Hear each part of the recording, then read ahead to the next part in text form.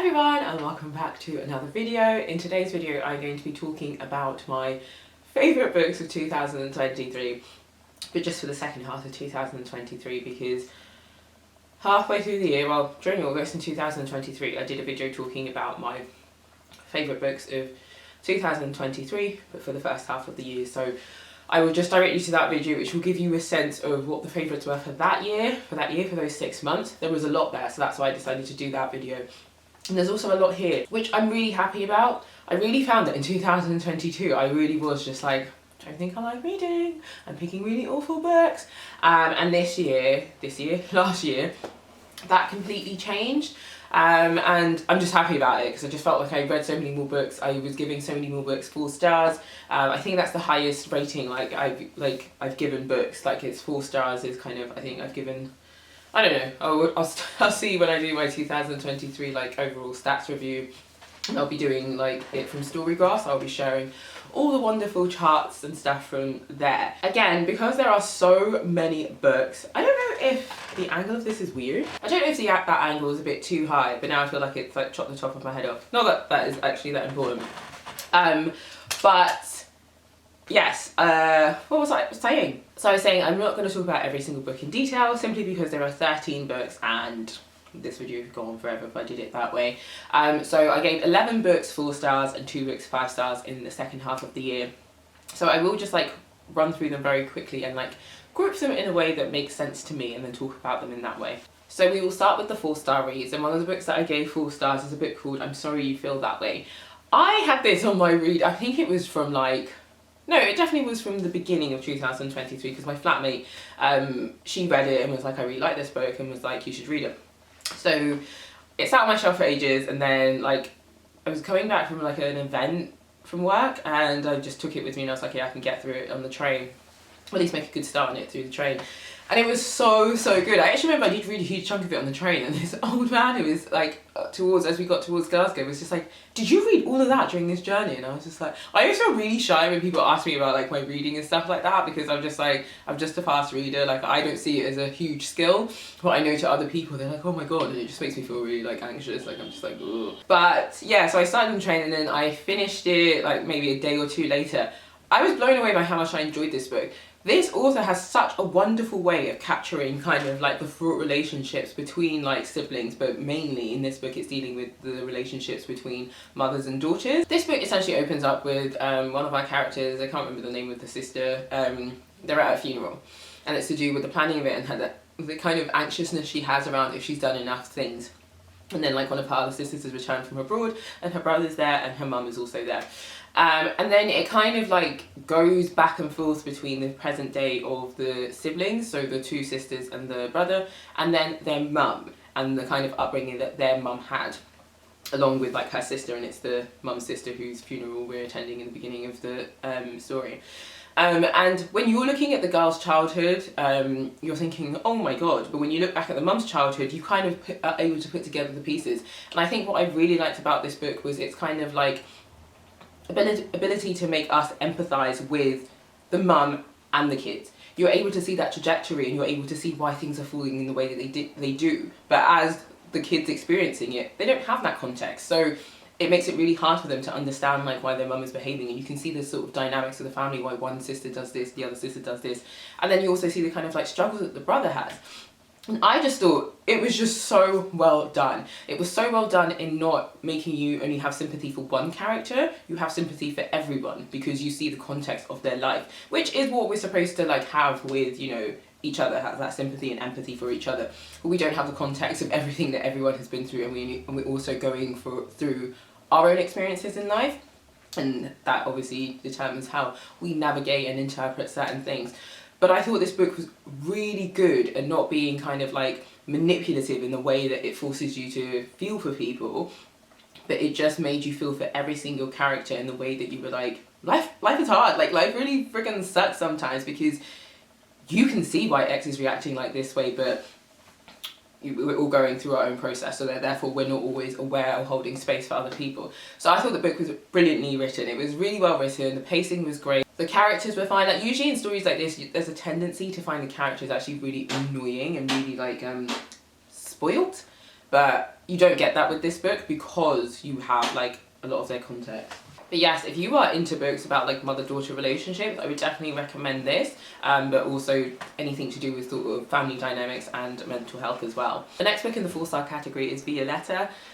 This is a translated novel. I'm not sure where, I think it was on like one of the Goodreads books for 2023. I'm so glad I read this because it's not the kind of book that I would come across like in just the kind of books that I read, and even like from the description I was a bit like, would I want to read this? But I think the thing that caught me was the fact that it's set over 100 years. So the author has managed to set it from the Spanish flu and then end it during COVID, which I thought was a nice thing to go with. I feel like as a theme, when you hear like, oh, is that something I could do? It's interesting how many ways it can go.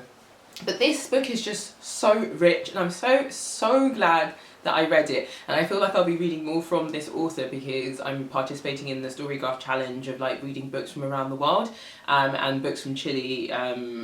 All the kind of recommendations are basically her books. The book takes place in an unknown country in South America, and it is just about her life growing up. So when she kind of like fast born, what life is like in her family home. She has like, I believe like her mum is kind of like bedbound, quite ill, mental health, loads of things. She has like many older siblings. I believe most of them are actually brothers. Then she has her mum's sisters in the house who basically look after her mum, and then her dad and his business. And it basically chronicles all the different stages in her life and like kind of with the backdrop of everything that's going on in this country. So everything that's happening economically, their family like losing money, and then like what happens after that, and all the different places that they live, and just all the different things that she picks up in life. And it is essentially one woman's story about like her whole entire life, and it's told through a series of letters, so she's like writing to someone. It's just a really nice strong novel of like a woman's kind of like coming into herself and just kind of realizing the place that she has in the world, especially through the experiences of the women that she sees around her. She's very much, I guess, lucky to have like different women who do different things, not all in the way that she would like to do them, but she learns from that and is able to take that to make the life that she wants. But then you're also throwing in things like love, kind of getting into relationships with people, and it is just this wonderful story of a woman who kind of like makes it through these not like really hard circumstances, but you can feel in the backdrop of her country that actually there's a lot going on in terms of like, you know, married women, things just changing generally in society, and that sort of questioning of a woman's place, of a woman's role, what is a woman meant to do, and her kind of like fighting against that because of what she feels like she actually ultimately wants. So I loved it. It was very wonderfully told, beautifully written. You just felt fully immersed in the whole story the whole time, and I like that. I never felt like anything was out of place. The next book that I read is Ryland The Bone, and I had this on my list for such a long time. This is technically, I'd say, a novella, if I recall correctly, because it was quite short. I'm sure it's less than 200 pages. And it is essentially about this girl named Melody. She is the result of a teenage pregnancy between two people.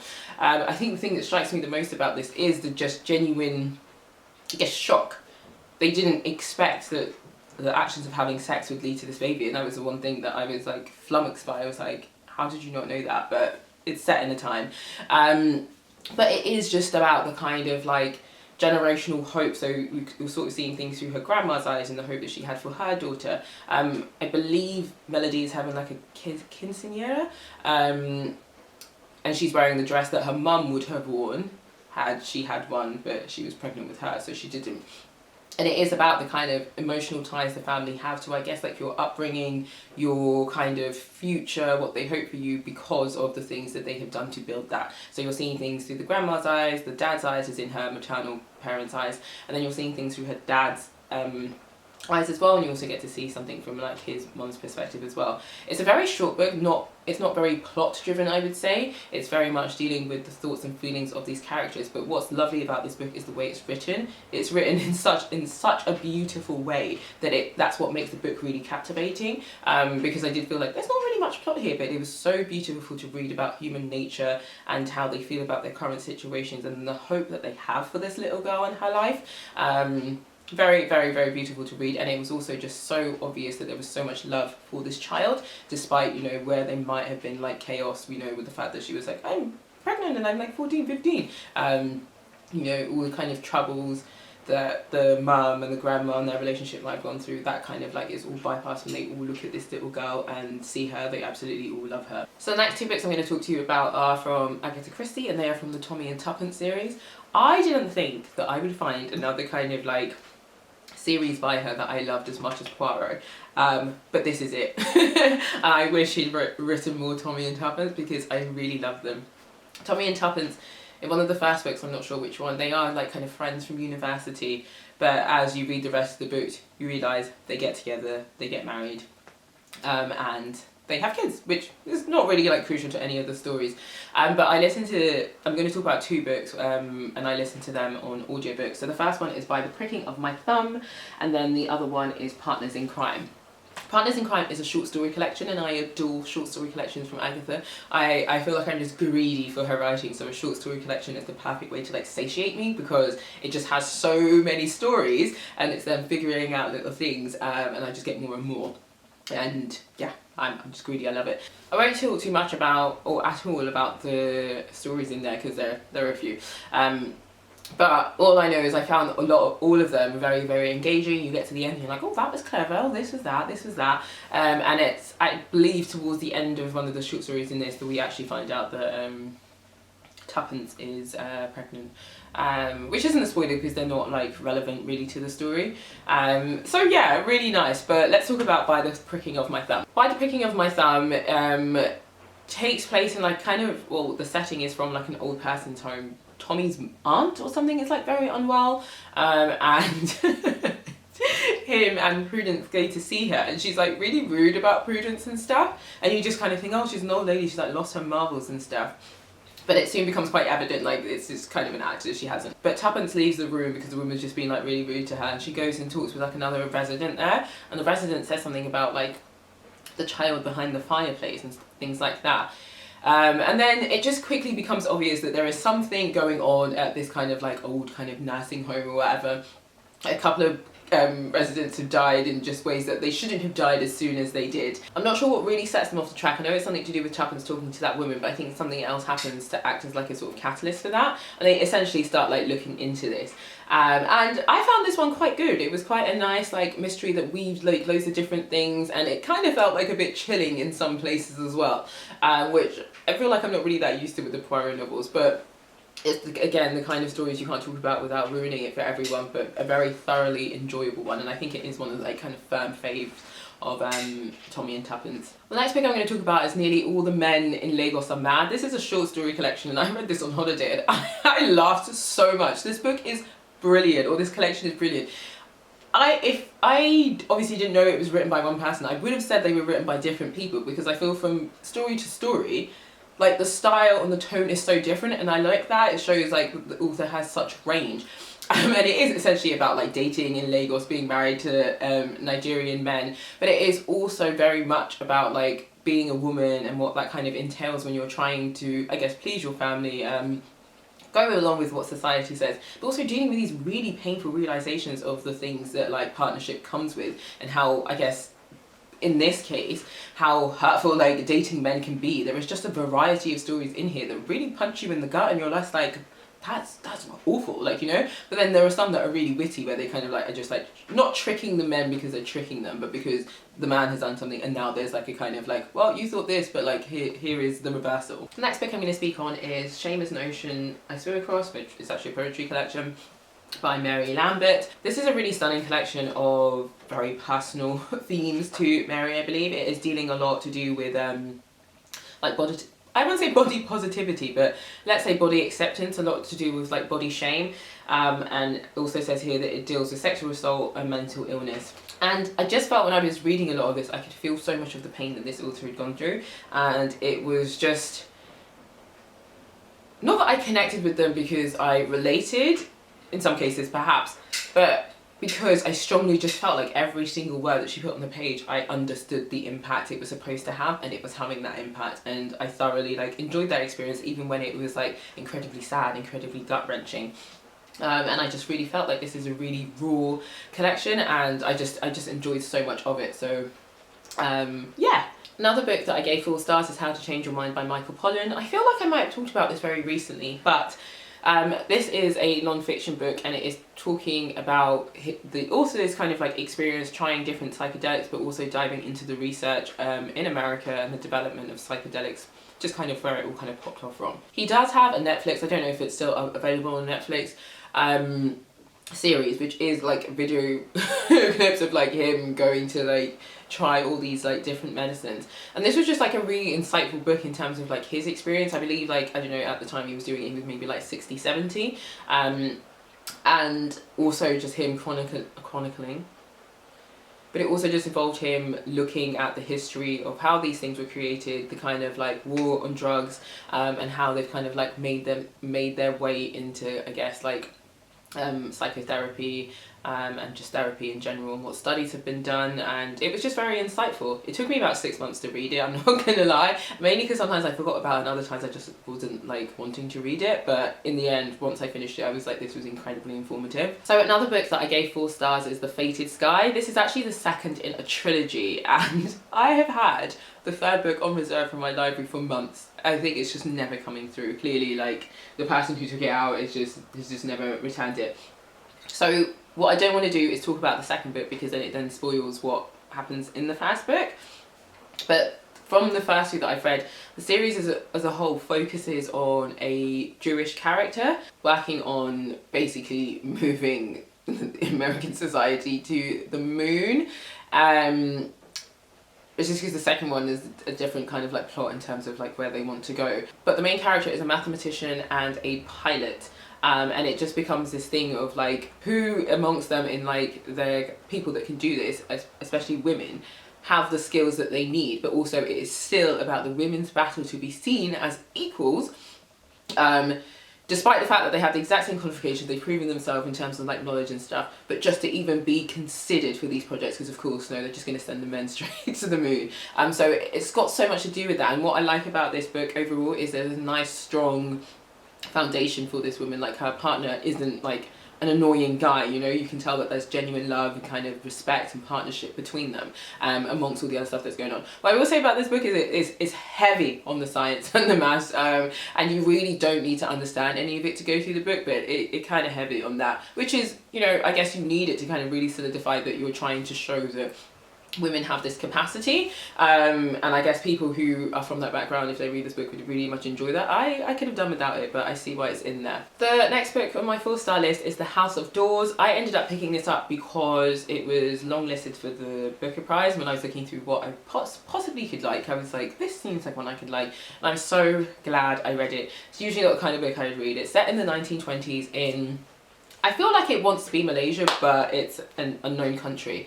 And it essentially is about this woman named Leslie and an author named Somerset. I'll put the name across the screen because I know he like, there is an award that is like sponsored by him or in memory of him. But I didn't know anything about this guy, but clearly what I liked about this book was, as I kept reading and seeing this name come up, I was like, I need to like actually Google and see if this person is real. It's clearly the author was inspired by this guy and wanted to like include him in a novel, which I really liked. It is about this woman Leslie and the guy Willie Somerset. He comes to stay at their house, and he is a, you know, well-known novelist, and I think he actually takes a lot of his writing, he's inspired by the stories that people tell him, and he actually just makes that into a book, obviously like making it more lyrical, making it more interesting. And I think she's just basically like, I have a good story that I could tell you. And she very much is the kind of like housewife who, her husband was like a lawyer and loads of money. The kids are now like away in school in like either Eton or something like that, but they're in the UK. And she has like all of this spare time and like has to like fill her time. So she starts telling him of a story of something that happened like maybe a couple years back, which was to do with a friend of hers being tried for the murder of a man. It was reported that she was having an affair with him and all of this stuff, and it was just like so many different things going on. And as she's telling the story, we're also kind of getting you know, times from Willie where he's talking to like other people. As we're getting that, there's this whole thing to do with Leslie and how she kind of was involved in this kind of like a fight for freedom with this kind of charismatic guy. So it is a nice way for her to kind of, I guess, offload about her life and be like, oh, these are all the interesting things that have happened to me, and then he kind of like weaves it in. It's a very slow novel, but I like the kind of just going back into this woman's life, but then also you kind of have this kind of like murder mystery as well, because you're not really sure what really happened with her and her friend, but until you like keep on reading. So yeah, I ended up enjoying this so much more than I thought I would. It was very lyrical, but also had these very beautiful descriptions of like the house, just the overall environment in the city and things like that, and I really enjoyed that. It reminds me of books that like are kind of on the syllabus at school, but this feels like it was more vibrant and less boring. So yeah, really enjoyed it. So let's move on to the 5-star books. I still have one more book in the 4-star category, but I'll talk about it with another book in the 5-star bit. This book is Against the Loveless World. I had this on my list to read for such a long time, and obviously with the conflict, the genocide in Gaza, I knew I just like need to push this up in my priority list. So luckily I was able to borrow it from my library, and what a stunning book. This book is about 320 pages or something like that. I felt like it was longer, not because it was terrible, but because it was so rich. It really weaved like the best story. This book starts off with our main character Naha in like solitary confinement, and then we kind of go back into her life. So it's split between like the past and the present, and kind of in the present we're dealing with her in the prison. She's describing to us like the sort of conditions, people who've come to visit her, all these sorts of things, and then we're going back into her very rich past. And it's so interesting, the story that the author has weaved, because we really go from her being a girl not really knowing what to do with herself, and kind of what her life kind of like turned out like there, and there's this whole section to do with her dancing and just how enchanting her dancing was to other people. So she was born in Kuwait, her family are Palestinian, and it really is to do with the fact that she kind of like ends up prostituting herself, and like this kind of obviously benefits the family, but they don't know that, and then she ends up like getting married. You know, the US invade Iraq, and so her family ends up moving to Jordan. And then like the marriage doesn't last or whatever, but then all of that bit already feels like enough of a story, but then there's so much more, and the more that takes place I feel like is the bit that like if I say will ruin it, but a lot of it takes place like in Palestine, when she goes to Palestine to kind of work through certain things and do certain things, and that is where you really kind of see what life is like under Israeli occupation. And it is so sad to read, and at the same time you're reading about love flourishing, and it's wow, and like new friendships forming, but you're also learning about just how difficult it is, you know, just the realities of their day-to-day lives. It is incredibly heartbreaking, but at the same time you're reading this beautiful love story. I will say no more on that, but I highly encourage everyone to read it, because especially like if you're reading it now, you're thinking, oh my god, but even just as a story on its own, absolutely spectacular, wonderful writing. There's just nothing that I could fault in that story. Like there's just so much there to do with women's rights, obviously, and just there's so many themes in it that I feel like would be spoiled if I spoke on them, but I would highly recommend this book. So the final book that I want to speak about are the Magpie Murders series by Anthony Horowitz. So the first is the Magpie Murders, and the second is the Moonflower Murders. The Magpie Murders I gave 4 stars, and the Moonflower Murders I gave 5 stars. Oops, sorry, I shouldn't say the Moonflower Murders, it's just Moonflower Murders. I am back, new angle and everything, because my memory card ran out of space, because this video is clearly very too long. But we're nearly there. This is the final 2 books that I'm going to speak about. And yes, I'm going to be talking about the Moonflower Murders, or rather it's called the Susan Ryland series. And I gave the second book 5 stars, the first book 4 stars. I thoroughly enjoyed this. I feel like I read these books over the space of like 2 or 3 days. And they're very long books. Like one is 600 pages, the other is like 560 pages. But I thoroughly, like, when you're in it, like, it doesn't even matter. And I think because they are, like, kind of, like, mystery detective books, because you're so excited to find out what happens, you're just powering through them. What I liked about these books is they're books within books. So, you have the overall kind of, like, you know, present-day story, which is a character named Susan Ryland, who works at a publishing house. I always find it so funny when books are set in publishing houses, but this one, the author has published books before, so you know, has a really good sense of how these things go, and she has worked with a very popular crime novelist. His name is Alan Conway, and he is found dead, like in the beginning of the book.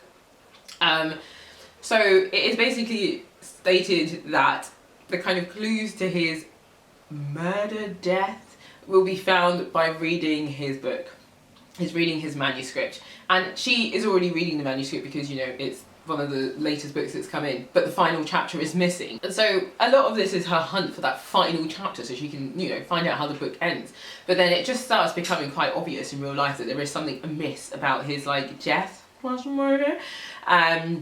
And so that becomes its own story. And honestly, it's just bloody fantastic, because you just kind of find out in the books he's written, obviously, like, loads of his friends or people he's met that he didn't like as some of the characters. So you have these, like, pathetic characters, and there are just people that he's known in real life, and Alan Conway just sounds like a horrible, horrible person. But Susan basically just feels like there is something unsettling about this whole thing, so essentially embarks of a investigation of her own. And yeah, I found it very, very insightful. You kind of, there was never a time when I was switching between the two bits. I was like, no, I want to read more about this bit, or read more about this bit. It was always, like, for me, really perfectly timed. Apologies, you can hear my washing machine in the background. So yeah, really thoroughly enjoyed that, and lucky for me there was a second book in the series, so I just went and ordered that straight from the library. Even before I finished it, I was like, I am back to the library to, like, order the second one. In the second book we have a completely, like, different scene and setting. Instead of taking place in London and the countrysides of England, this is now a lot of it, like, well, in the beginning taking place in Greece, and then it comes back to London. Because there are things that, you know, happen very dramatic in the first novel that leads Susan to be like, maybe a change in pace would actually be good for me. So she does that for a bit. She basically gets dragged into it because this couple come to her hotel and talk about this, like, murder that happened at, like, their hotel on the, like, same day that their daughter got married. And again, there's so many characters in the book, and there's so many, like, different twists and turns in terms of stories and people she goes to see.